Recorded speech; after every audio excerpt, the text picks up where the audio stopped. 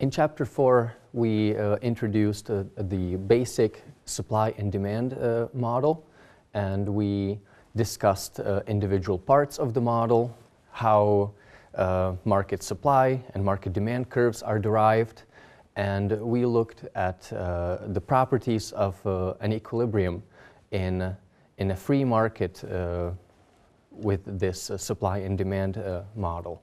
In Chapter 5, we looked at particular shapes of market curves and how it affected changes in quantities and prices in the market. In Chapter 6, we will introduce government intervention in the markets, and we will see how that affects the market equilibrium. And in the next few chapters, we will study different forms of government intervention in the market, and we will see the differences in market quantities, market prices, and different measures of performance in the market, depending on which government policy is used. So in Chapter 6, we start by studying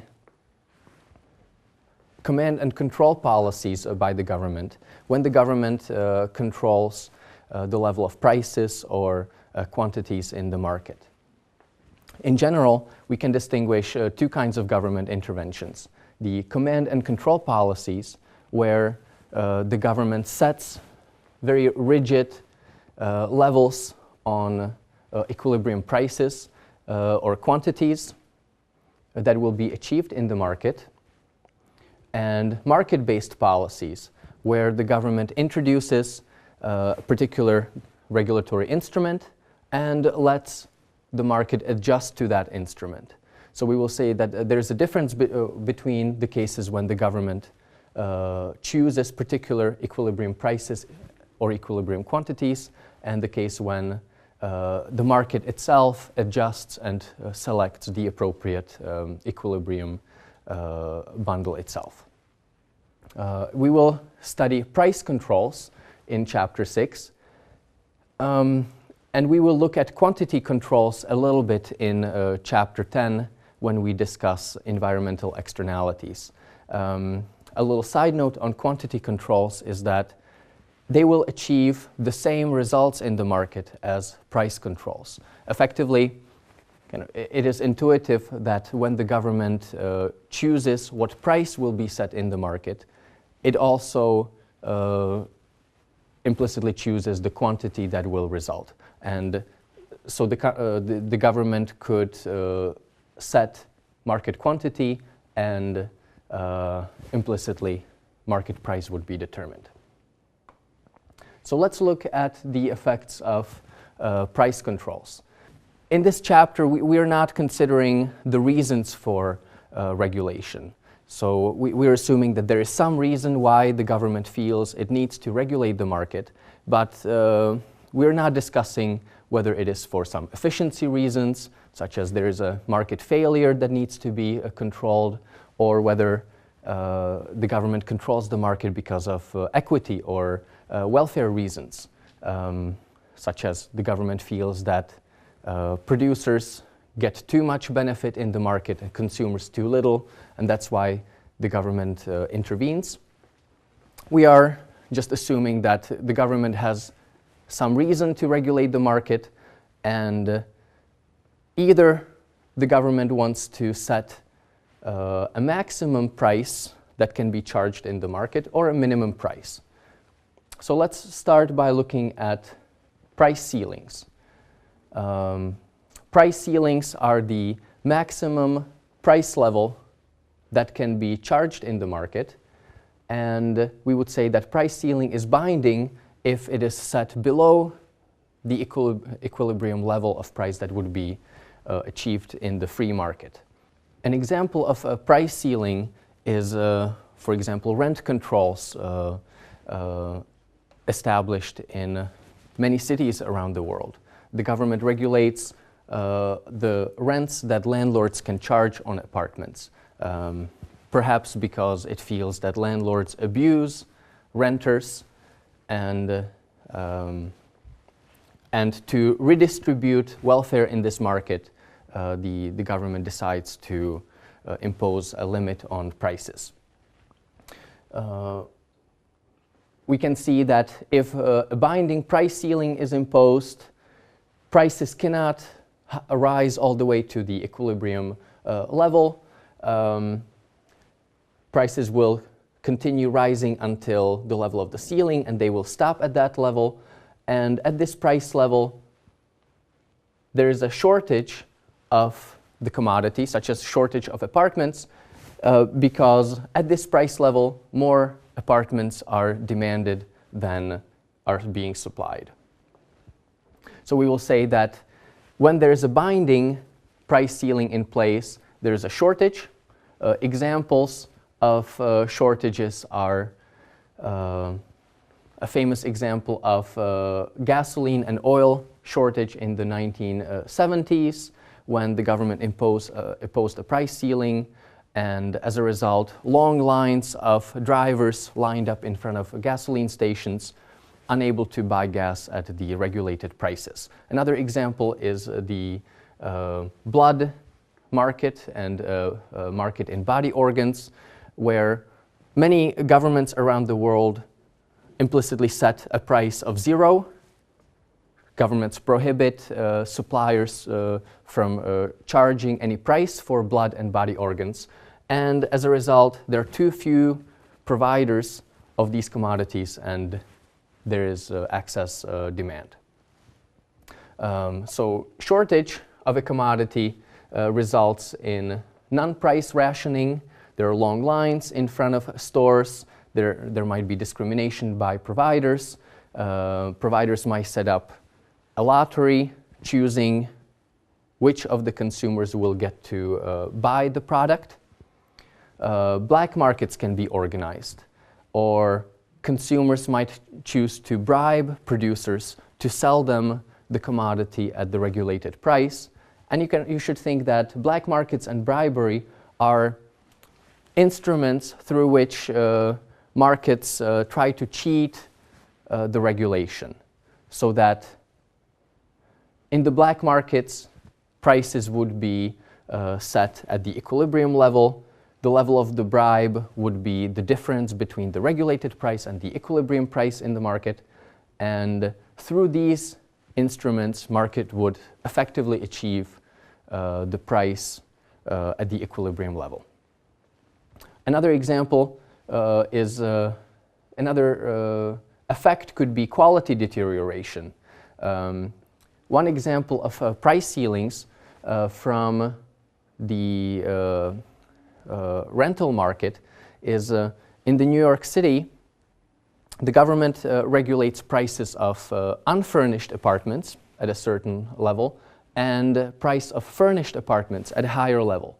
So one way that landlords owning unfurnished apartments to cheat the system was to put some cheap piece of furniture in the apartment, such as putting an old chair in the furniture and renting the effectively unfurnished apartment for a price of a furnished one.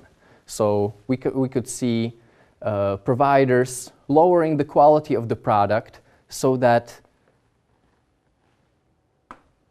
the cost of providing that commodity can adjust to the regulated price.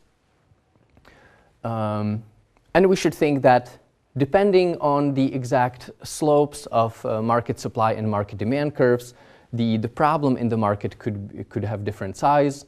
If market curves are relatively inelastic, shortage is fairly small. On the other hand, if market curves are fairly elastic, such as in a longer term situation, this problem could be increased. Okay, and a final note about price ceilings is that we distinguish binding price ceilings and non-binding price ceilings. And you may wonder, why would the government be so stupid as to set a non-binding price ceiling? And here it's important to realize that in the real world there is a lot of uncertainty about the shape of the market tomorrow, about the exact location of the equilibrium tomorrow, and when the government sets some piece of regulation, it has to predict what prices and quantities will be achieved in the next time period. So if the government expected a very high price in the future, it might set a very high price ceiling, and if the true realized price level is below that price ceiling, we might end up with a non-binding price ceiling just by accident. So really, when we see non-binding price ceilings or price floors in the marketplace, that comes from uncertainty about future conditions in the market. Okay, price floors. The examples of price floors, maybe they are more common in the real world. We see price floors in the agricultural sector. The government often wants to protect farmers from bumper crops and from losing revenue. We discussed that previously in Chapter 4. And in that case, the government would set a minimum price that can be charged in the market for, let's say, corn. Another example is from the labor market, where the government sets a minimum wage on an hour of work. Okay? And already from looking at the diagram, we can see that quantity supplied at the regulated price is greater than the quantity demanded, and we have surplus of the commodity in the marketplace. Okay? A binding price floor then causes a surplus because we have excess supply in the marketplace, and the effects of this surplus are similar to the effects of a shortage. There might be non-price rationing, discrimination of producers by consumers, lottery system. We could have a black market get organized, or we could have bribery, where producers try to bribe consumers to purchase their commodity. And again, we could have an inefficiently high quality level in the marketplace. So an example of that is from the airline industry in the 1960s or 1970s. In the US, the government regulated prices of airplane tickets at a level that was higher than the equilibrium price level. And in effect, airlines couldn't compete with each other in prices. So when they tried to attract customers, they couldn't lower their price. So they tried to attract customers through better service. So in the 1960s and 1970s, every consumer had a seat which was too large, a lot of legroom, free alcoholic drinks. The personnel in aircraft were beautiful and smart people. And you can think that these levels of quality are inefficiently high compared to what a free market would provide. So now let's talk a little bit about market-based regulation. Instead of regulating the exact prices that can be charged in the marketplace, the government can simply impose a tax on the market and let the market adjust itself so that in the equilibrium, quantity demanded would match quantity supplied, and we wouldn't have the distortion due to shortages and surpluses.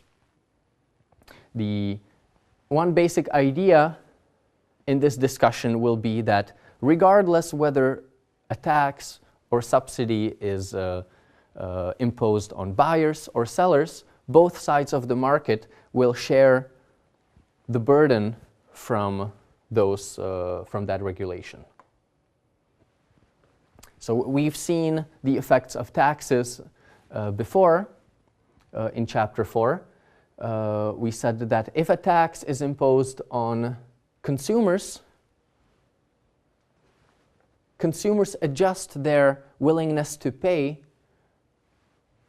by lowering it, because consumers realize that now, in addition to the price paid to producers, they have to pay a tax to the government, and they are willing to pay less to the producer. So the demand curve shifts downward by the amount of the tax. We can think that now there is a wedge between the original supply curve and the demand curve equal to the amount of the tax. Similarly, if the tax is imposed on producers, supply curve shifts upward by the amount of the tax, because now, in addition to having to cover the costs of production, producers have to cover the amount of the tax that they have to pay to the government. So they have to collect more from consumers and more by the amount of the tax. Okay? A little digression here. Does it always have to be the case that the equilibrium price would be higher, equilibrium quantity would be lower than without the tax? And we can come up with taxes where there is no distortion at the margin. So we should understand that the changes in the market that happen because of taxes happen because there's a distortion at the margin. The tax imposed by the government affects consumers' or producers' decision-making at the margin. We could come up with taxes where, let's say, producers have to pay a tax even before the production process starts, or they have to pay a tax on the first unit of output produced, but after that there is no tax.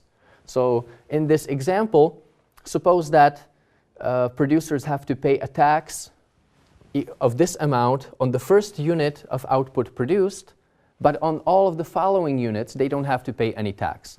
Because of that, the supply curve shifts for this unit because the effective cost of production, meaning the technical costs of production plus the amount of the tax, are increased for that one unit, but the costs of production for all of the following units are the same as without a tax. And you can see that with this tax rate in place, there is no distortion at the market. Market quantity and market price are the same as in the free market. Okay. Finally, we can discuss this the tax burden faced by producers and consumers as a function of the shape of market curves. So we would realize that if market demand is relatively less elastic than market supply, consumers' prices will increase more than producers' prices. So we would realize that, so again to summarize, a tax imposed by the government effectively places a wedge between the supply curve and the demand curve, equal to the size of the tax. If the demand curve is steeper, that means that that the price that consumers have to pay gets increased by more than the price that producers have to pay. Similarly, if the supply curve is steeper than the demand curve, then producer's price changes by more. And we may ask now, does this make sense in terms of efficiency? Does it make sense for the less elastic side of the market to face greater burden of the tax? And we can think that that makes sense in terms of efficiency. The side of the market that has more options, so the more elastic side of the market, if we wanted to impose a greater burden of the tax on that side of the market, these market participants would maybe exit the market entirely. So we have to impose more of the burden of the tax on the less sensitive part of the market. Do we think that this solution is fair? Maybe not. suppose that consumers are that the demand curve is less elastic than the supply curve. That means that consumers are consumers' response to a price change is less than producers' response.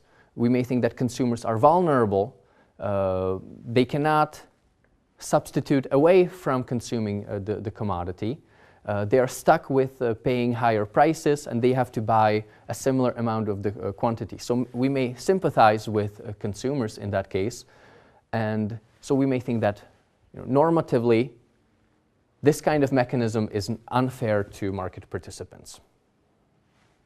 Finally, I want you to think of what would happen to tax incidence if we had perfectly elastic or perfectly inelastic market curves.